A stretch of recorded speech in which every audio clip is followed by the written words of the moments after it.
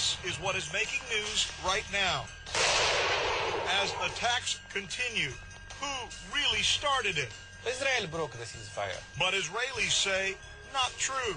We will fact check it fairly, honestly. But this is important, and this is something I want to break down for the viewers. Yesterday, you and I were sitting here, and we had a conversation with Mustafa Barghouti, who's an independent legislator, Palestinian legislator.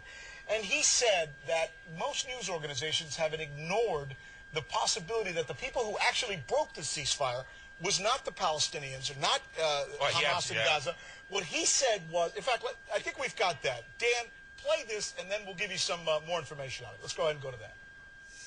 The world press community or media community is overwhelmed with the Israeli narrative, which is incorrect. The Israeli spokesperson have been spreading lies all over. The reality and the truth is that the side that broke this truce and this ceasefire was Israel. 2 months before it ended, Israel started attacking Rafah, started attacking Khan Yunis, and never lifted the blockade on Gaza. Gaza remained without fuel, without electricity, without bread, without medications, without any medical equipment for people who were dying in Gaza. 262 people died, sick people, because of an access to medical care. So Israel broke the ceasefire. And you know what we did?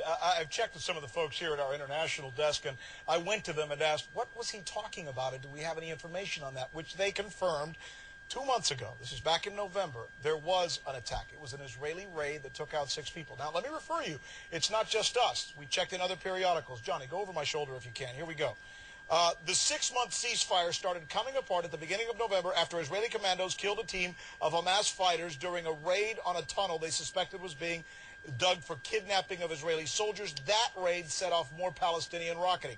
That's U.S. News and World Report. I got another one for you, I believe, here. Okay, this is The Guardian. Questionable, but nonetheless. A 4-month ceasefire between Israel and Palestinian militants in Gaza was in jeopardy today. This was actually reported when it happened, after Israeli troops killed 6 gunmen in a raid in the territory. That's important to report. And here we go as well from theeconomist.com. And the point of contention here is this one. Johnny, one more. The last straw came in November when Israelis killed 6 gunmen, it said, were digging tunnels to launch a raid onto Israel, spurring Hamas to respond with a barrage of rockets. So the question is to who started this. And we've been hearing that the Israelis say they had to do this because suddenly the ceasefire had been broken in Gaza by the Hamas and the Palestinians. Is this now a little more in question?